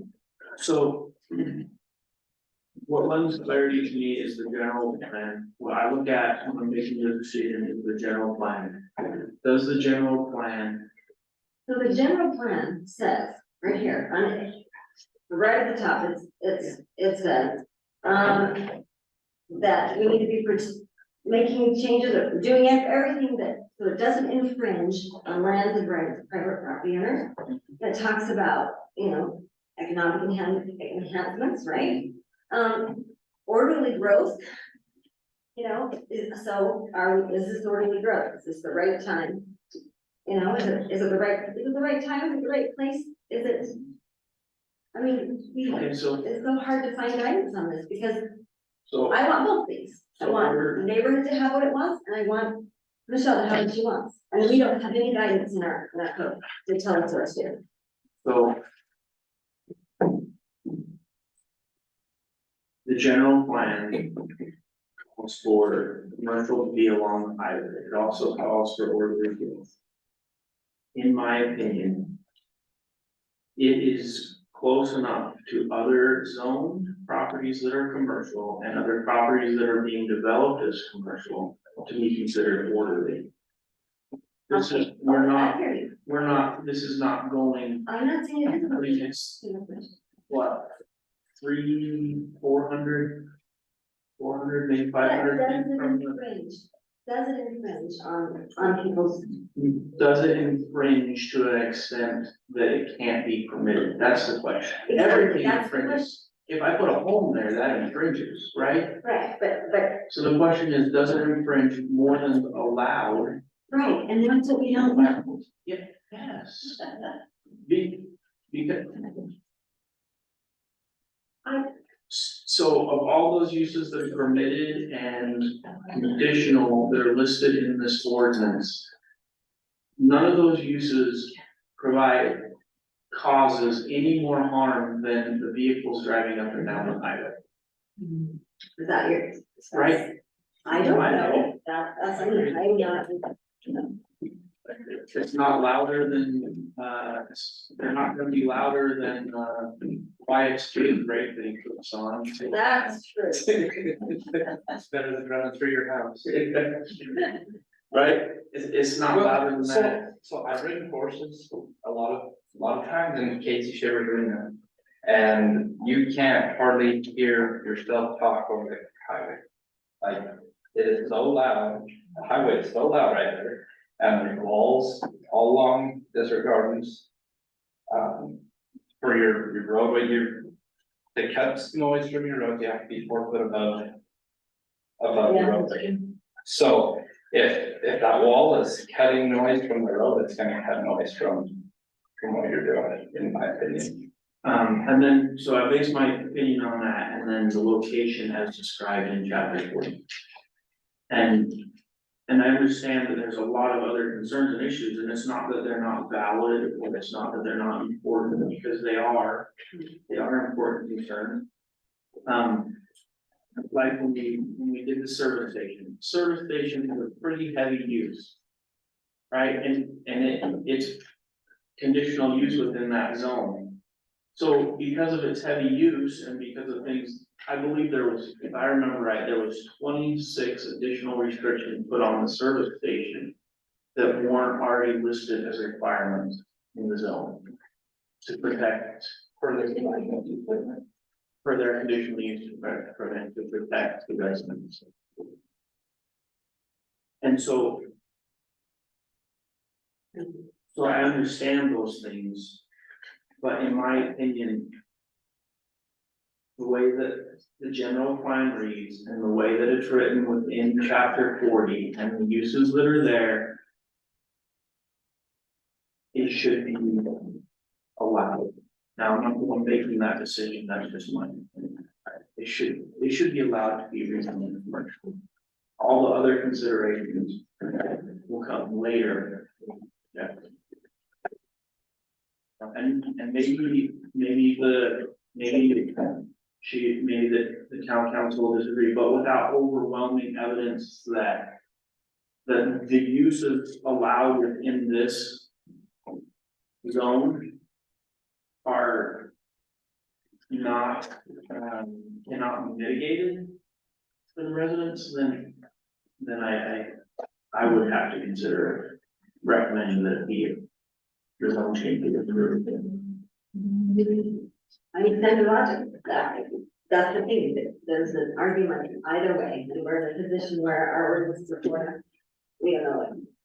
So can you articulate the argument that it is not, what did you say? It's not growing in an orderly fashion, what's that argument? I didn't make an argument, I just said that one of the things we Right. consider. Oh, And is that orderly growth? I don't know, that depends on whether, right. you know. I articulated that I thought it was orderly because it was 300 feet from an already zoned commercial property, and it's maybe 600 feet from a commercial property that's being developed. Well, and maybe it could be considered not orderly because it's sandwiched in between two rural residential properties, so. Right, did either of those property owners come and complain? Well, across. Across the street, I would like to know. but where it's sandwiched. I'd like to know. They didn't. No, Casey's actually okay. And what's the affected parties that's what, 300? 300 feet. I think it'd be fantastic to have somebody go eat and have that big cost. It's not gonna happen. $50 a plate. But, what, Come on, you can leave the top of the list. I'm just a broke local. I can go in the restaurant.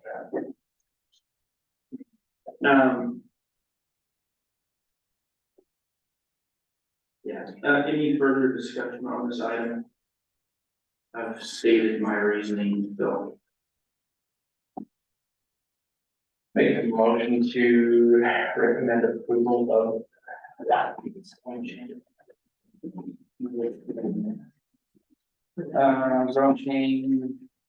B-2-1-21-2342 from rural residential. Dwight made a motion to recommend approval, do I have a second? Second. Sean seconded that motion. Any further discussion on that item? Just quick comment. I believe even if this is just recommendation for us, town council still gets final say on it, but I think when it gets to conditional use portion of this, I believe there'll be so many heavy restrictions on it that it probably won't make it feasible for them to do that. So hopefully that's not the case, because I think this is a good concept and there, and hopefully we can get through that. So we will see. Go ahead. I appreciate the discussion, the comments, from those that are in favor and those that aren't.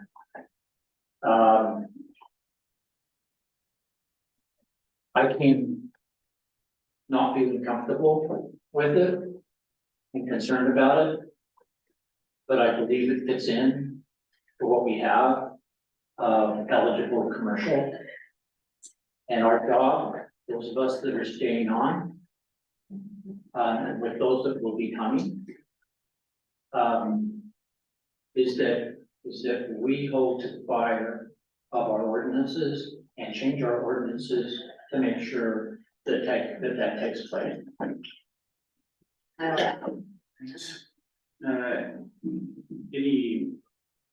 Any other discussion on this? I didn't address the spot moving. I think Sean covered that really well. I think Sean, my only comment on that was right in that definition that was sent to us, it says, and that means included, and not done in pursuant of any general or comprehensive plan. This is being done within that general plan. So it just doesn't meet that definition.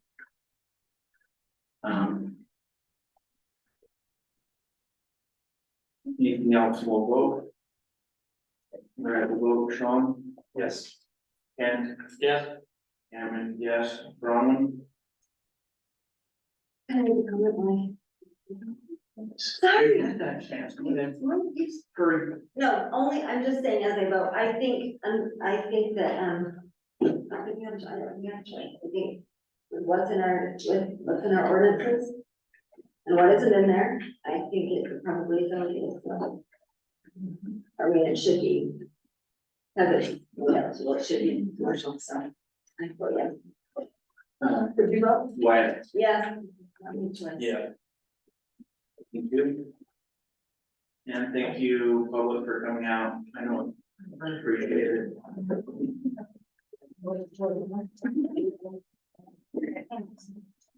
I'm just getting the good stuff. Oh. I'm just-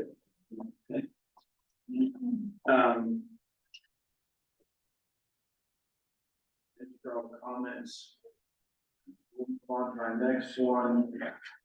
This is amending chapter 60 of the short-term rental ordinance.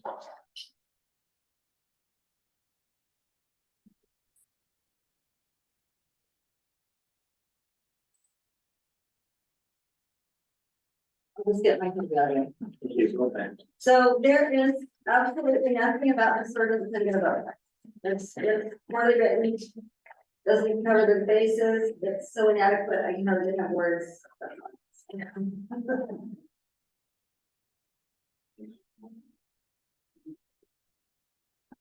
Yeah, I just think there's lots of work to do on this. And, not just, the technical stuff, but, I think we have a lot of work as a planning and zoning commission over the next, few weeks and a month or a couple months to look at this really closely and, close to death without pay. Who has that response? Stop being smart. All right, so Can, yeah, just one comment then, real quick. This obviously was put out for public hearing or public comment, I believe. Knowing that this is just a draft and it was let's shoot it out there, let's see what kind of comments we get, so you can, if there was anything missed, people would tell us and then take that feedback and then put it back in. So I thought this was a great idea to have this. The idea that we were gonna pass this tonight was not on the agenda, it was just public hearing, so I thought that was necessary to comment on. I'm sure you can say that in this can. Sure. I would think it would be helpful, I mean, I'm just gonna hand this over to you guys, just my comments. But if we address a few of the issues from the public, I think that would be helpful, and we just move on. So, and really, like, we all have an email from Jeff Staples about one of their things that he recommended, that are great ideas. Yeah, maybe you should go on. Yeah, I think, You're on the board meeting that evening? No. I think you have that email for like 6 months ago. Yeah, that's been a while. Oh, was it the one before? Oh, I Yeah. don't know. I think it was before they was approved. Oh, okay. You have that email. I thought you were reading. Alright, so, to go over this a little bit, so the primary work that was done on this was to specifically look at the size of short-term rentals, right? Because that's the biggest concern right now, right? And then the other thing that needs to be considered when moving forward with this, and I agree, this ordinance was not put together in a complete form. You can see that it's not even formatted in the way that we generally put ordinances. The group that worked on this, I was part of that group that was, Ron was part of that group. He did not have a hand in this final draft of this, but she was part of the discussion with all these numbers that are in here. And so the primary work was done by the group that was put together by the mayor, which included myself, Ron Lynn, and Gene and Misty from the town council, looking at this. And so what moving forward, I think what everyone needs to remember and has to consider is we're moving from an ordinance that doesn't have any of these restrictions in it to one that has restrictions, and we have to be careful when doing that, right? Because there's projects, Alina's house is getting closer to done, 4 months away. so that's 8 months away. We're getting cabinets next week. That's 4 months away. 5. Sorry. My fault.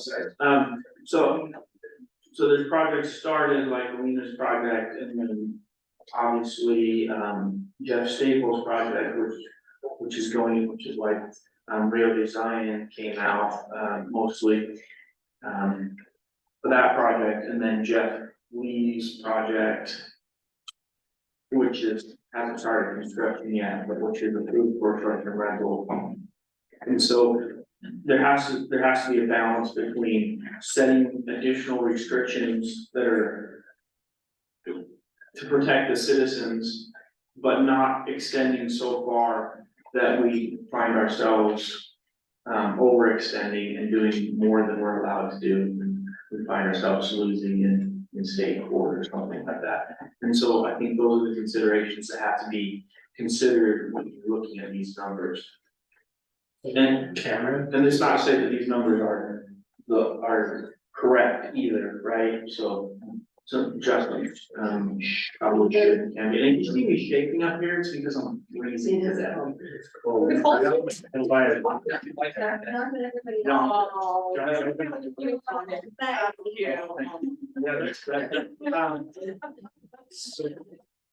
I had a question.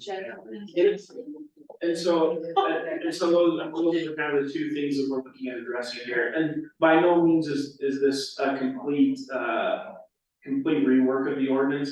In my experience with working with these ordinances, it's best to take them in bites, and so it would be best to look at certain aspects of the ordinance and work through that problem first. So that would be my recommendation for, if the mayor keeps this committee together, or if it moves, straight to planning and zoning, or if the mayor chooses, or the council and the mayor chooses to do something else with it. My recommendation would be work on the size first, and then go back and work out the other requirements. So size first and hit a few of the big points in there, like we hit on this with the decibel readers. There was some good feedback from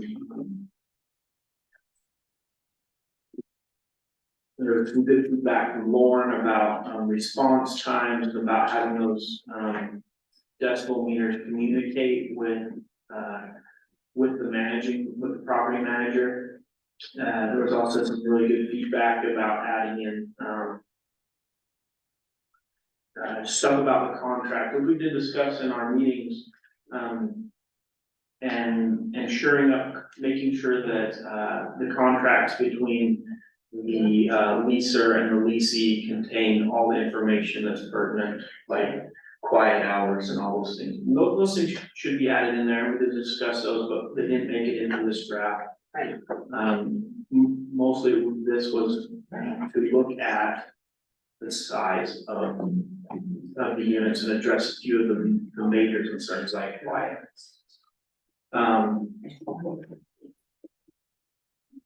Also, just so people know, the focus that we took on this was to try to push all enforcement of these ordinances away from the town. So enforcement would be done by, the property, manager, primarily with, the police being secondary. We also talked about including language about immediate evictions or landlords thing. I think the event thing was a good addition. Like I said, this was primarily focused on, the size, right? So I do want to, and this is why I disagree with Sean a little bit, this is a draft, but this is also not, this project has also been given to a different committee to work on. And so I did want to send this on with the recommendation, and whether the council or mayor chose to send it back for planning and zoning to complete the work on, or to send it to the other committee to complete the work on. I would like to send this somewhere with the recommendation, right? And not a recommendation to approve or deny, but a recommendation on how to change it. On what items they might want to focus on, and what we think those should be based on. So, let's say, we've discussed their draft, here's our, proposals and, feelings about, forward. Would you please look at these and submit another draft? Yeah, and then, they can decide, right? And maybe they'll just say, hey, we want planning and zoning to continue to work on this, and maybe they'll say, we want the appointed committee to continue to work on this, but. So, my question for you, you kind of answered, you said that there was a committee set up by the council who was working on this. I suspected that committee was the one receiving all the feedback and then going to take that feedback and get it to here. And then at that point, bring it back to some kind of planning and zoning. And then I think that was. Yeah, I think it's preemptive to send this without adding all the information that you already received tonight from the public, as well as some edits and stuff that I'd like to just ask, so you guys could have that. Take it back as a meeting, there's 3 here already tonight, so you can take that back, fix those problems and bring it back. So you're saying make a recommendation that the members of the planning and zoning send their recommendations, send their suggestions to the committee? Yeah, And that's what I'm gonna do. That's a good recommendation. Yeah. Or the new planning commission, if they feel that the Yeah. committee is not. So- Yeah, if the council wants to dissolve the committee, it's to them, but until that time, you guys can still work on it, so. So why don't I make a motion that we, Okay, I'd like to discuss a few more things. oh, You can make sorry, it. go ahead. Sorry. Just so just a couple of my comments, I actually went through the whole thing and wrote comments on each section as well, because I know you will need that later. So, and all the rest of my papers will be in a big bonfire in the backyard tonight. So I'll send this to somebody. Make sure you have. But on the, yes, we're roasting marshmallows up there. So, on the comments that you guys, or the red that you guys put on, I was wondering why you tied a certificate of occupancy with the management company being designated. Nice That's- language. Yeah, so that's the one thing, the 20% number on properties. With the 25 persons, I think that was okay, but the 20% of one owner can only have 20%, why not 50%? So if they buy 2 homes in a lot. They can have the one. So they're not gonna be able to do anything, if they bought 10 homes in a subdivision. They are only eligible to have 2, all of a sudden it makes the whole rest of the subdivision useless to be a short-term rental. Well, but the point is, subdivision. they're supposed to know this before they buy, so they're not supposed to buy 10 Mhm. unknowing and then have it changed. So my question is why 20, where did you come up with 20? Why is Everything in 20? that I saw was I can tell you why 20% was you can chosen, tell you. right? Okay. So 20% was chosen because this goes down to, the minimum size for an STR overlay is 5 acres or 5 lots, like where Angela is, or Alina is, sorry. And so 20% of 5 lots is 1. And so if you go lower than 20%, then you're not accommodating the small 5 lots then. Small, so that would allow for 1 large one in that development. That's why That was- sure. Very good. Is it just for the large one? Because that's a whole separate section. Right. That should be, that's what we discussed, was That- just. That's number 1, I'm talking about Large B ones. under that. Okay, Yeah, B is the same, right? Because the goal was, the reason why that's in there, the goal is To have different the owners. the purpose of short-term rentals was to help small entrepreneurs be able to have an affordable, small, low-impact business, right? That was the whole purpose when it was written, and so the B is on there so that you don't have just an entire subdivision developed by one person that owns all the lots and then manages it as a one. Or whatever percent you put on, if they owned all the lots, there wouldn't be any. If each house was owned by somebody else, you could have all of them. As different rentals, so it would actually be more beneficial if one person owned all of that, then you wouldn't have all of the houses that's. So we'll take that, you can put that as one of your. And then transferring ownership and things like that, that would change every time the owner changes. So it would be hard to enforce, so it's just something to think about on that one. The decibel meter thing, when you do get into that, talk with, the guy's name, the guy up in Rockville, lives just, I will send you his name, Mike. I forgot his last name. He lives down from the big short-term rental in Rockville, the only one in Rockville. And he says he was in that industry, being able to measure the sound and what's and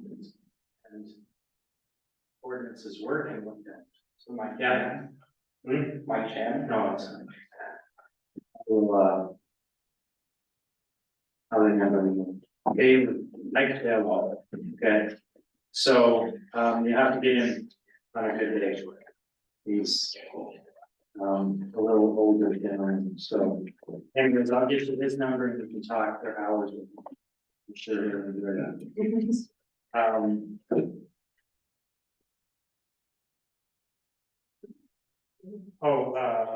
On our lighting standards, right now, we don't have any commercial lighting standards. So until those are in, I don't know if you should just put lighting standards, because there's no commercial lighting standards specifically. And then 25 years old for the person who signs the contract, 21 is a generally legal age for a lot of things. I don't know why you came up with 25. They would have to call it. Rental cars. That.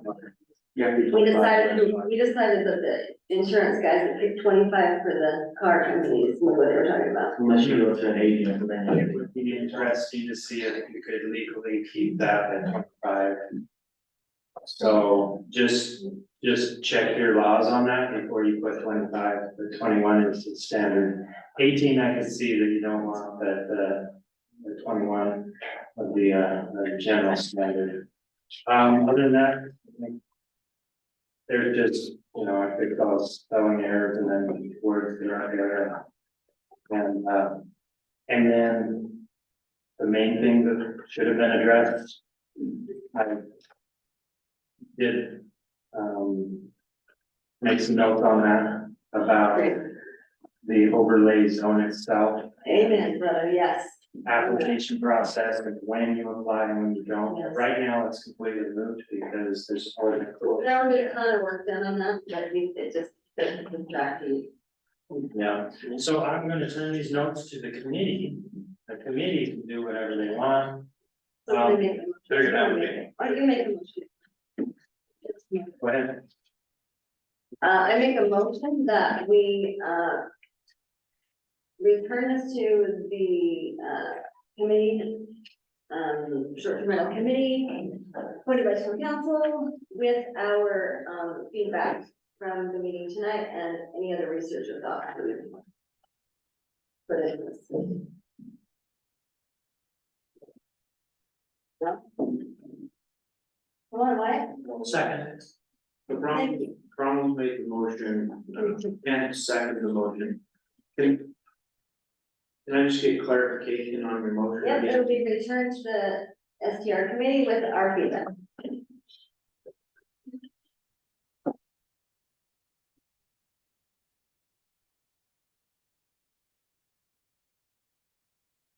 With our feedback With the feedback of planning and zoning committee members. Based on And the public. the public hearing, yeah, well, based on the comment. the feedback from planning on the public. Sure. Beautiful.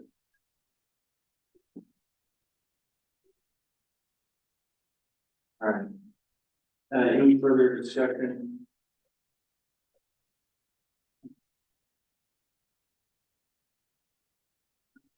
Vote Wyatt? Yes. Ron? Yes. And yes. Ken? Yes. Sean? Yes. Thank you.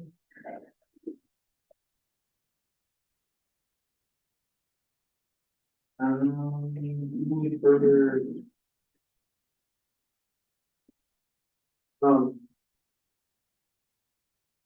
Commissioner comment? Any further comments before we go into the meeting? But then there is something just to add, you know, and then one more thing. Yeah. Feedback. Learned a lot, learned a lot. I do wanna say, I know I've probably been the most hated person in this room. I said that, and I appreciate that experience, but I really appreciate not having to do it any longer.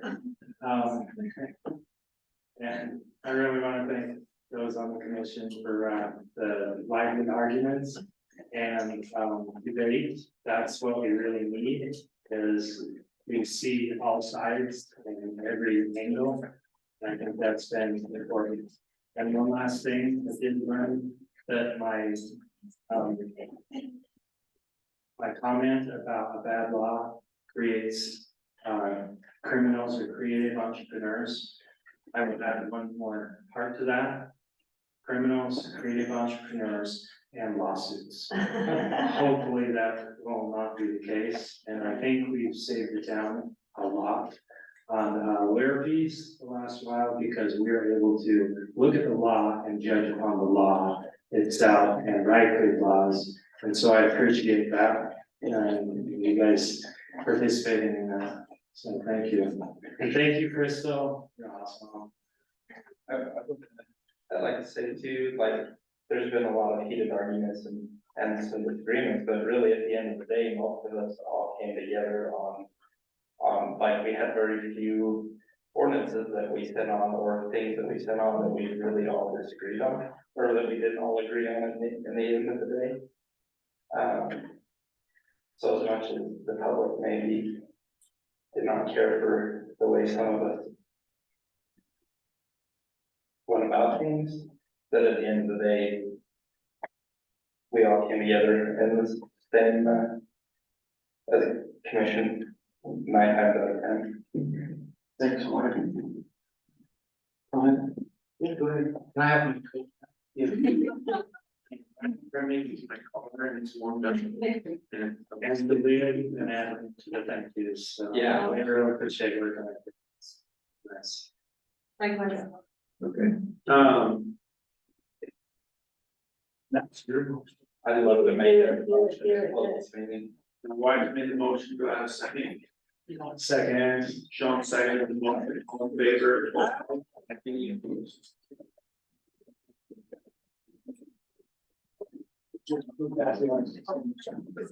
Darn.